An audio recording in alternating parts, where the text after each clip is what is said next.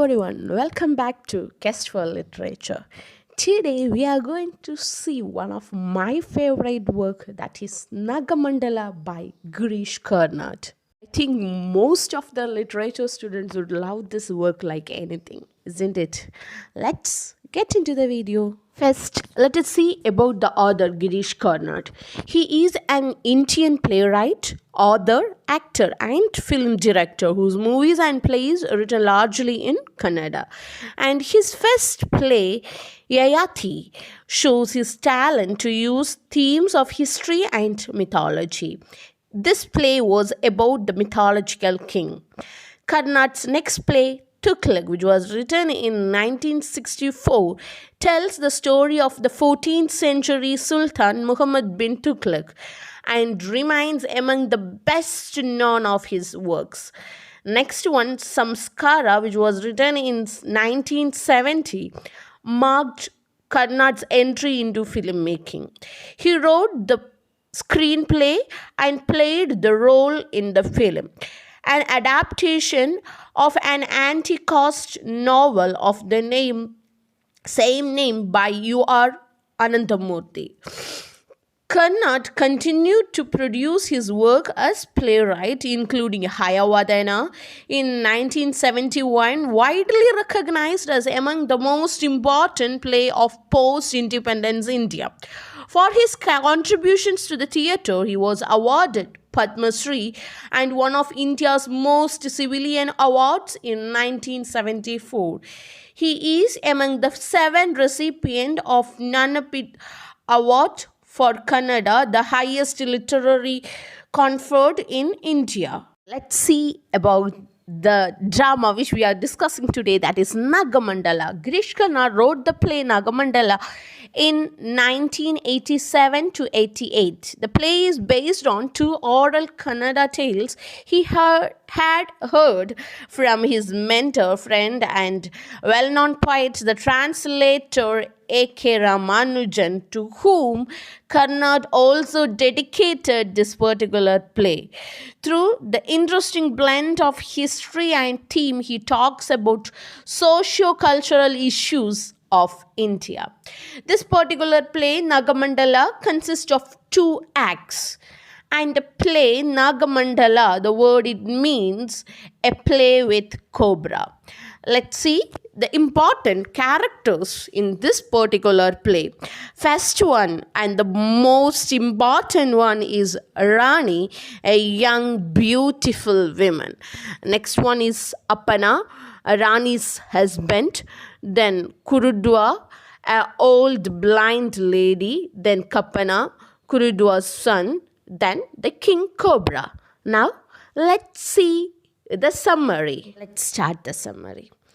First, we have 2 main characters, that is Rani and Apana. They both are a young married couple. They live in a village, and this Apana has an illegal relationship with a woman, and always he go and spend time with that lady, and Rani was locked inside the home, and their married life began to ruin.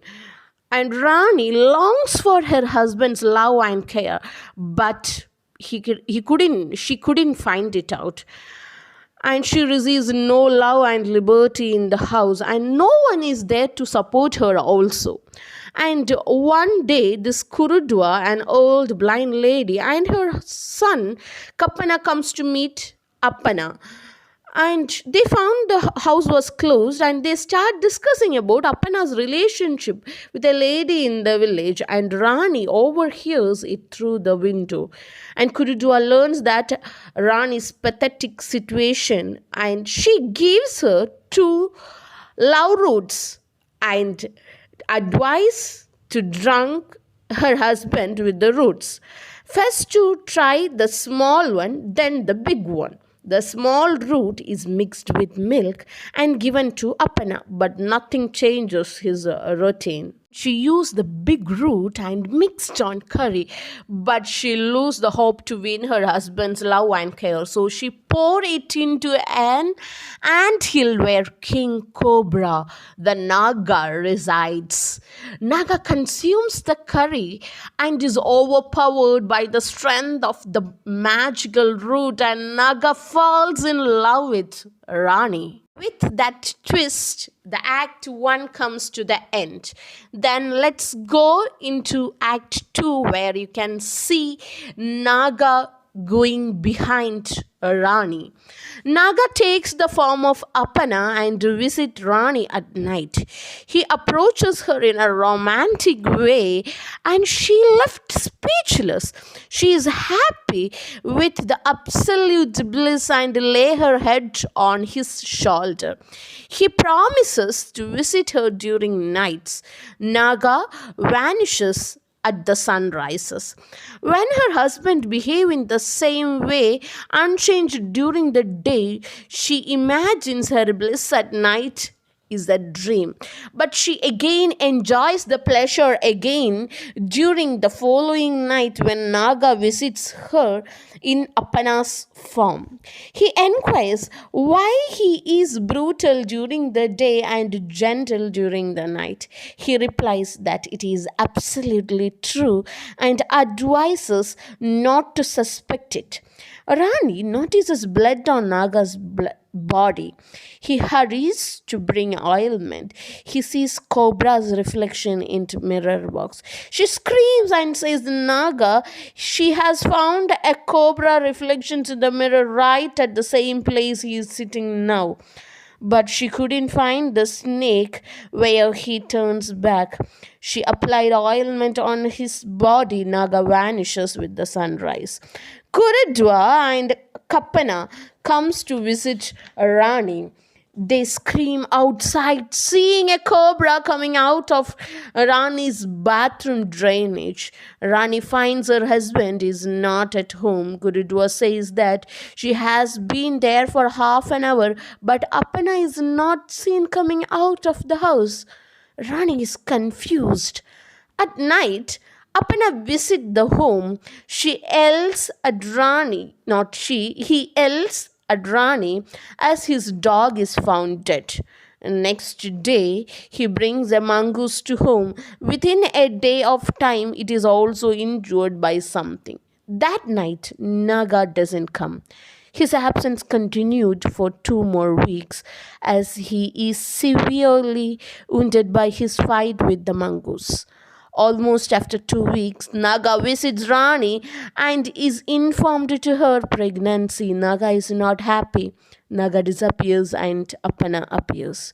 He is enraged coming to know about Rani's pregnancy. He is not together in bed for a long time. So he decides to take Rani to Panchayat. He locked her down and leave. At night, Naga appears. She lashes him with plenty of questions about his behavior on day. Naga convinces her and advises on what to do in Panchayat to prove her innocence. In the meantime, Kurujwa is restless because her son was missing. Rani asks for her help but seems impossible. At Panchayat, Rani pulls out the cobra from an ant hill, takes an oath on it, promising that she has not touched anybody till day except her husband and that snake. The snakes move around her neck like a garland. From this incident, Panchayat declared that Rani was an innocent woman. Apana is now ready to accept her. Both Apana and Rani began to live a happy life with a newborn child. One night, Naga appears again. Rani is found in bed with her husband. Naga intended to kill her, but changes his thought out of love. He takes the form of a small snake and hides in her long hair. She wakes up and feels her hair is unusually weighted.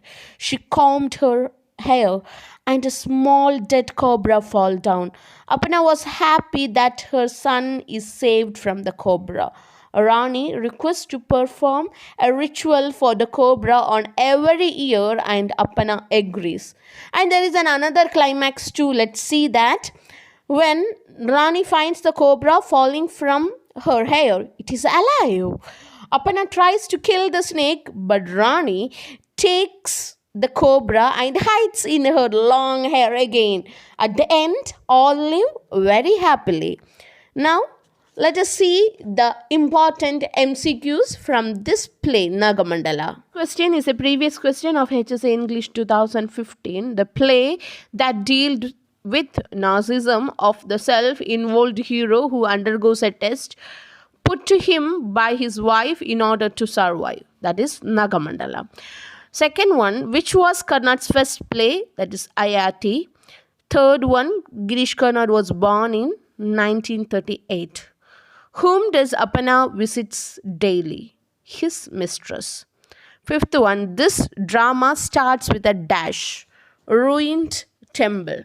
Sixth one, who is Kurudwa? That's old and blind lady. What was Kurudwa's gift to Rani? Magical route to win her husband's love and care.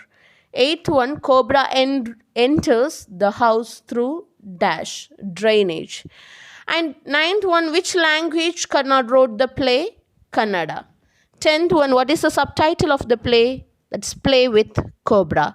That's the end of today's session. Thank you all for listening. If you like the video, like it and share it with your friends. And if you are not yet subscribed to my channel, do subscribe and click on the bell icon and enable all options so that you will be notified whenever I upload a new video. Till the time we meet next, stay tuned to Quest for Literature. Keep reading and know the world.